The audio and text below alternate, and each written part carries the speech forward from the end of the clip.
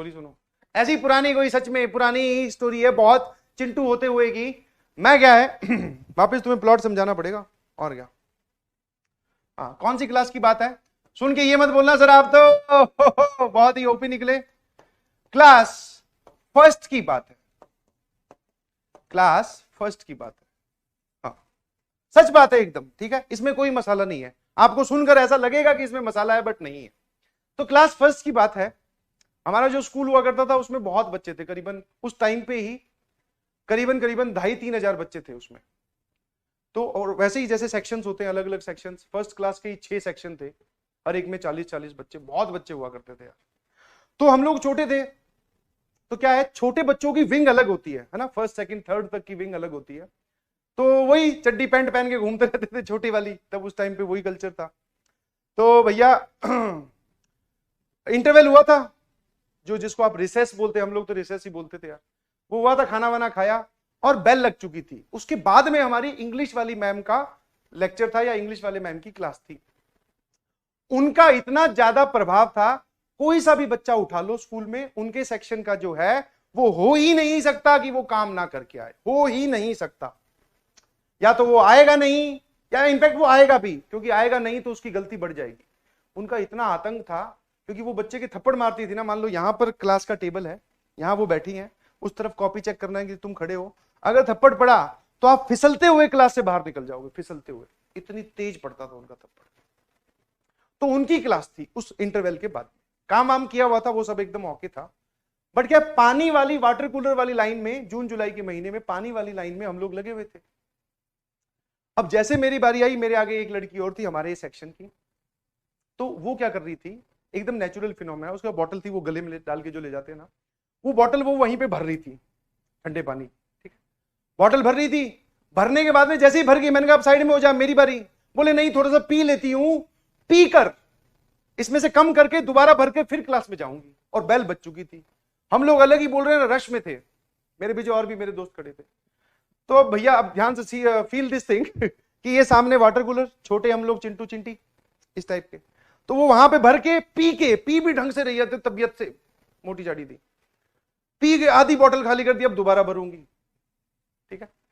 और जब वो दोबारा, मतलब एक सिप ली, थोड़ी देर रुक कर इधर उधर, फिर दूसरी सिप ली, हम कितने रश में थे। तो जब वो पी रही थी ना, तो मैंने क्या किया, पीछे से धक्का दे दिया, ठीक है, आप छोटे थे तो ऐसी हरकतें दिमाग में आती है, पीछे से धक्का दे दिया। ये बॉटल, ये मुंह में बॉटल, और सामने वाटर कूलर की वो दीवार। मैंने जैसे ही धक्का दिया, उसके आगे के दोनों दांत बॉटल के अंदर। और छोटे बच्चे के जब दांत टूटते हैं तो भाई साहब, जैसे ही उसने पीछे मुंह घुमाया, यहां से लेके यहां तक खून ही खून। बस मुझे साक्षात उन मैम के रूप में यमराज दिखाई दे गए थे। और एक जगह नहीं, 5-6 टोली आ रही थी यमराजों की। आगे आगे मैम थी, उसके पीछे ये जो इसके थे पेरेंट्स, वो भी बैठे हुए दिख रहे थे, दूसरे किसी भैंसे पर। उसके इधर बगल में उसी स्कूल में मेरी दीदी पढ़ती थी क्लास 11th-12th में, एक भैंसे पे वो भी बैठी हुई दिखाई दे रही थी। उसके पीछे मुझे अपने पेरेंट्स दिख रहे थे। मैंने कहा अगर मैं, ये 4-5 भैंसे आ रही हैं, मतलब समझ पा रहे हो, इनमें से एक आधे से बच जाऊंगा, पर सबसे नहीं बच पाऊंगा। तो मैंने कहा आज तो बेटा गए भाई साहब। उसके बाद में आप समझ सकते हो, पानी पानी, अरे सांस रुक गई थी मेरी भैया। वो तो तुरंत क्लास में गई और वो मैडम वहां बैठी थी, जाती पहला ही नेचुरल रिएक्शन, बेटा ये किसने किया? बोले वो आ रहा है। जो दमादम, पहले तो उन्होंने ही, क्योंकि अब इसमें तो इफ एंड बट क्वेश्चन तब आस्क किए जाते हैं जब सबूत ना मिले, कि भैया 2 लड़कों की लड़ाई होगी, तुम गए टीचर के पास, तूने इसको मारा क्या, तूने इसको मारा क्या, प्रूफ है, तीसरे को बुला के ला, उसने गवाही दी, फिर पिटाई होती है। यहां तो सबूत वो खुद लिए घूम रही है, बोले किसने किया, बोले उसने किया। और इतना भयंकर कांड था कि बाकी जो मेरे दोस्त थे वो भी यही कह रहे थे कि इसी ने किया है, कि गलती से हमारे पे इसकी परछाई ना पड़ जाए, वरना हम भी पीटे जाएंगे। तो बोले इसी ने किया है। तो भैया पहले तो मैडम ने पीटा तबियत से। अब ये मामला इतना बड़ा था कि पहले प्रिंसिपल के ऑफिस में ले गए। प्रिंसिपल के ऑफिस में उसके पेरेंट्स को तो बुलाया गया, वो तो इसलिए ताकि इसको फर्स्ट एड वगैरह मिल सके। मेरे पेरेंट्स को बुलाया गया ताकि मुझे अच्छे से फर्स्ट एड मिल सके। तो मेरी दीदी को बुला लिया, और दीदी बड़ी स्ट्रिक्ट थी भैया, ठीक है। हाँ, ये जो तुम ओपी हैंडराइटिंग देख रहे हो ना सर, आप बहुत बढ़िया लिखते हो। ये सर ऐसे ही नहीं है, सर भी बहुत बदतमीज थे। हाँ, पता नहीं क्या लिखते थे, खुद को ही समझ में नहीं आती थी। ये वो दीदी थी जिन्होंने मार मार के लाइन पिलाए, तो वो आ गई, बोले ठीक है। वो प्रिंसिपल मैम के सामने बोले कि इनको ले जाओ, ऐसे वैसे है, छोटे बच्चे हैं, सही हो जाएंगे। नहीं भैया, मैं समझ गया था, छोटे बच्चों को सही करने का भी दीदी के पास तरीका है। जैसे ही कैबिन से बाहर निकले उनके और कॉरिडोर में मूव करना स्टार्ट किया, मैं बस भयंकर तरीके से रोने लगा। और वो आंसू जेन्युइन थे। मैं कहा मुझसे गलती होगी, मैंने दिया है धक्का, मेरे से एकदम जेन्युइन मिस्टेक हुई। वो बोले कोई बात नहीं, अब तेरी कुटाई भी जेन्युइन होगी। वहीं पर लेके गए, कॉरिडोर में एक छोटा सा ब्लॉक था, पहले तो वहीं पीट दिया। मैं कहा ठीक है। और वो होता था रिसेस के बाद में 3 क्लासेस लगती थी। 3 क्लासेस खत्म हुई, मैं एकदम सहमा हुआ, उससे शरीफ कभी भी नहीं।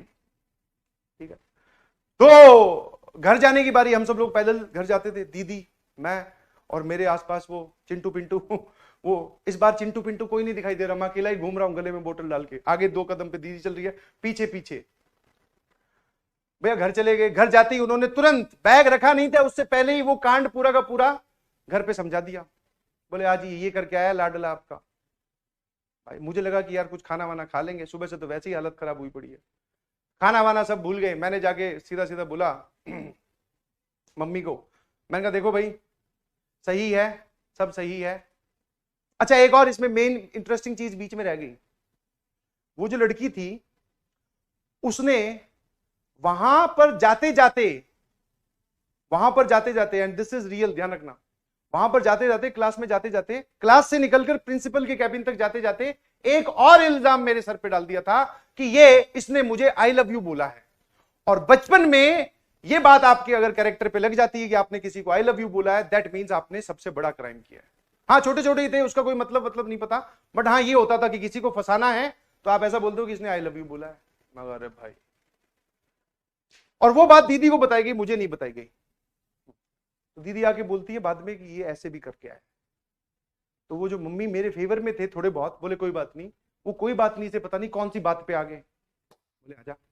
अब मम्मी ने पहले अच्छे से सूता, 8:30 बजने के करीब घर पे पापा आने वाले थे। फिर मैं कहा यार ये एक साथ मिलके सभी लोग पीट लो ना, काहे अलग अलग टाइम फ्रैक्शन पे डांट, मतलब ऐसे घबराहट तो रहती है कि अब 8:30 बजे पापा आएंगे फिर वो पीटेंगे। अब तुम सोचो ना, 2 बजे स्कूल से निकले, 4-5 बजे मम्मी ने पीटा या जो भी है, उसके बाद में 8 बजे तक पापा का इंतजार कर रहे हैं कि आ जाओ भाई आप भी पीट लेना। पापा ने कुछ नहीं बोला, बोले इसका हो चुका है, दिख ही रहा था, मैं वैसे ही कांप रहा था, सुबह से लेकर शाम तक लाल हुआ पड़ा था। तो भैया भयंकर दिन गुजरा। अगले दिन मेरी स्कूल जाने में हिम्मत नहीं, मैं स्कूल गया, फिर सॉरी वॉरी बोली कान पकड़ के, यस, मैं कहा हाँ मुर्गा बन के भी दिखा देता हूं, पर मेरे से गलती हो गई, मुझे माफ कर दीजिए भैया। ठीक है। फाइनली फिर उसके बाद में अपने बचपन में ही बोले ना, ऐसे छोटे मोटे में एक ट्रेलर मिल जाए तो सही हो जाता, आदमी सुधर जाता है। वरना ये सब हरकतें बढ़ती जाए तो फिर वो अपने आप को ओपी समझने लगता है, बोले मैं ही हूं ये। ऐसे करने का मौका ही नहीं दिया घर वालों ने, सूत सूत के ठीक कर दिया एकदम। हाँ, स्कूल वाले भी ऐसे ही थे तब तक, पिटाई he is the only method in which you can teach. बोले नहीं काम करके आया, पेलो। बोले गलत निकला है, पेलो। घर वाले और पेलेंगे अलग से। ठीक है।